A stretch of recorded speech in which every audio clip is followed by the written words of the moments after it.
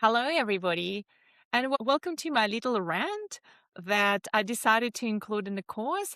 And it's about something that we see in the studio often and how we react towards what we see.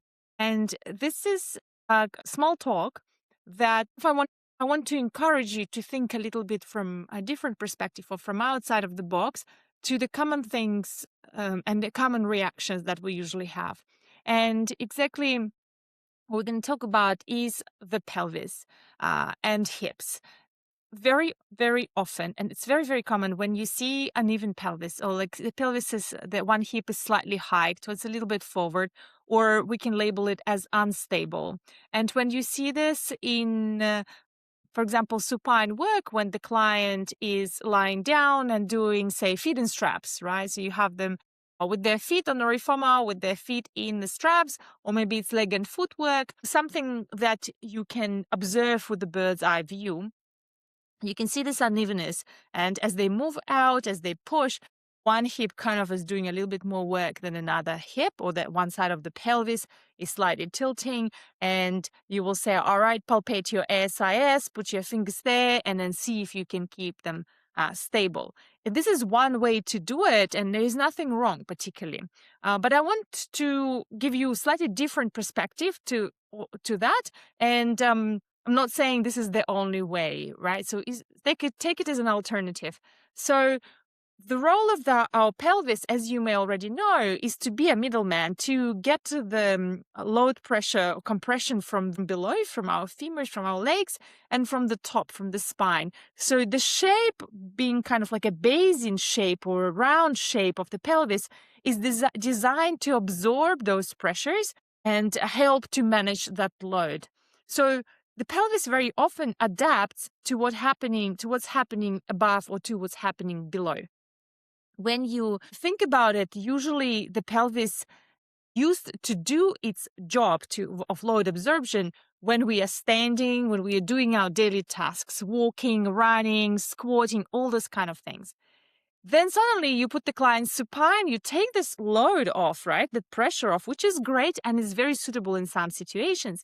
But then when you put them supine and they start doing the work and you see this unevenness, or the pelvis is suddenly kind of the behavior changes, right?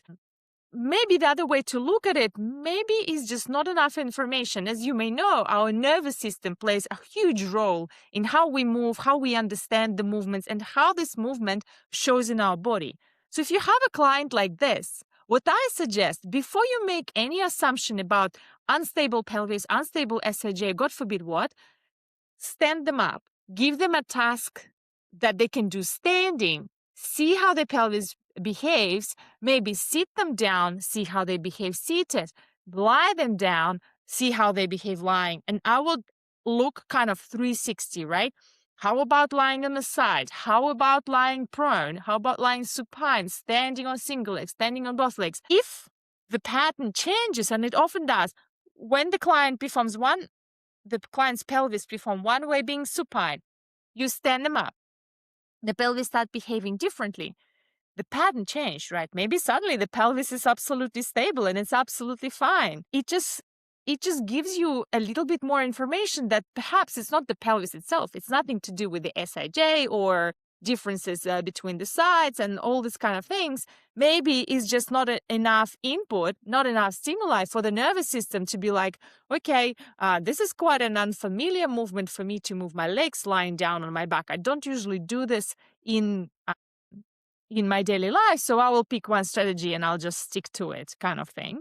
So before you start cueing, correcting, asking the client to stabilize their pelvis, or asking the client to push with one side a little bit more, like we often do, I know that maybe it's a bit smarter way to flip the client into the other position and see what they're gonna do, what strategy their body gonna use then.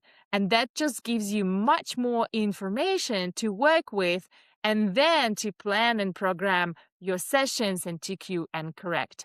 Let me know if it resonates with you, and let me know if it's something that you think is quite interesting and valuable.